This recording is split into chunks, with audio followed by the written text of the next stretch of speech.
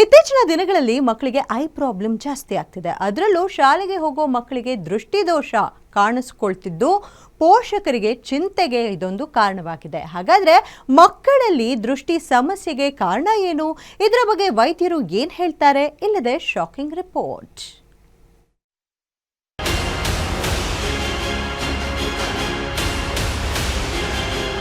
ಇತ್ತೀಚಿನ ದಿನಗಳಲ್ಲಿ ನಮ್ಮ ದೈನಂದಿನ ಚಟುವಟಿಕೆ ಮತ್ತು ಆಹಾರ ಪದ್ಧತಿಯಿಂದ ಸಾಕಷ್ಟು ಆರೋಗ್ಯ ಸಮಸ್ಯೆಗಳು ಹೆಚ್ಚಾಗುತ್ತಿವೆ. ಈ ನಡುವೆ ಚಿಕ್ಕ ಮಕ್ಕಳಲ್ಲಿ ಕಣ್ಣಿನ ಸಮಸ್ಯೆಗಳು ಕೂಡ ದಿನೇ ದಿನೇ ಹೇರಳವಾಗುತ್ತಿವೆ.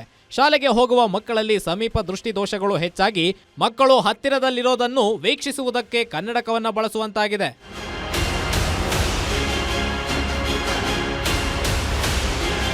ಇನ್ನು ಡಾಕ್ಟರ್ ಕೂಡ ಸಮೀಪ ದೃಷ್ಟಿದೋಷ ಬಗ್ಗೆ ಚರ್ಚೆ ನಡೆಸಿದ್ದು, ವರದಿಯ ಪ್ರಕಾರ ನಗರದ ಮಕ್ಕಳಲ್ಲಿಯೇ ಅತಿ ಹೆಚ್ಚು ದೃಷ್ಟಿದೋಷ ಕಂಡುಬಂದಿದೆ. ಇನ್ನು ಶಾಲೆಗೆ ಹೋಗುವ ಮಕ್ಕಳಲ್ಲಿ 23% ಸಮೀಪ ದೃಷ್ಟಿದೋಷ ಹೆಚ್ಚಾಗಿದೆ.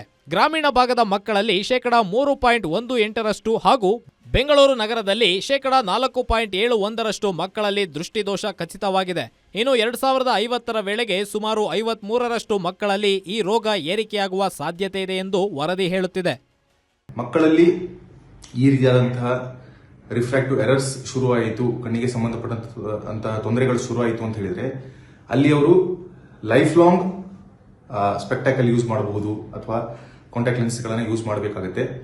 ಸಮೀಪ ದೃಷ್ಟಿದೋಷ ಏನಿದೆ ಇದು ಜಾಸ್ತಿ ಆಗ್ತಾ ಇದೆ.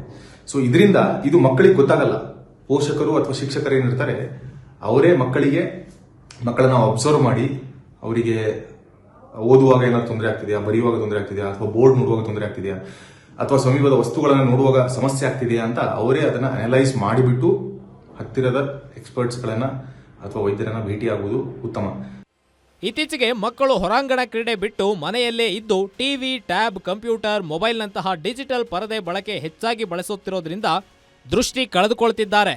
ಇನ್ನಾದರೂ ಪೋಷಕರು ಈ ಕುರಿತು ಗಮನ ಹರಿಸಿ ಈ ಸಮಸ್ಯೆ ಹೆಚ್ಚಾಗದಂತೆ ನೋಡಿಕೊಳ್ಳಬೇಕಾಗಿದೆ. Shami Shetty, metro bureau, guarantee news.